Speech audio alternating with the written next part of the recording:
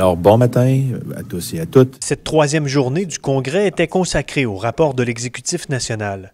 Les travailleurs vont être amenés à travailler de plus en plus avec des systèmes automatisés, travailler avec des systèmes qui parfois seront rigides, parfois des systèmes qui pourraient même les surveiller, et donc ça va avoir des impacts profonds sur le travail. Les congressistes ont eu une présentation sur la transformation numérique.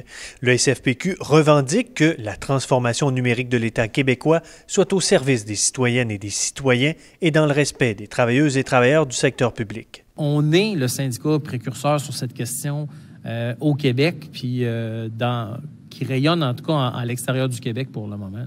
Section 124, Inter-Hauteville. Mon commentaire aujourd'hui. L'un des effets les plus marquants de la crise de la COVID-19 fut la virtualisation de notre vie démocratique. Mais en fait, la partie virtuelle pourrait s'adapter aussi pour nos gens qui sont éloignés ou des fois qui ne peuvent pas se déplacer pour certaines contraintes. Donc, le présentiel, à ce moment-là, ça deviendrait un choix. Les membres ont débattu de la question et le SFPQ évaluera la possibilité de poursuivre la participation à des assemblées syndicales de façon virtuelle. À l'heure actuelle, dans la fonction publique québécoise, c'est les 3/4 des employés qui sont en télétravail. Le travail à distance ne sera pas qu'une solution éphémère dans le contexte de la crise sanitaire.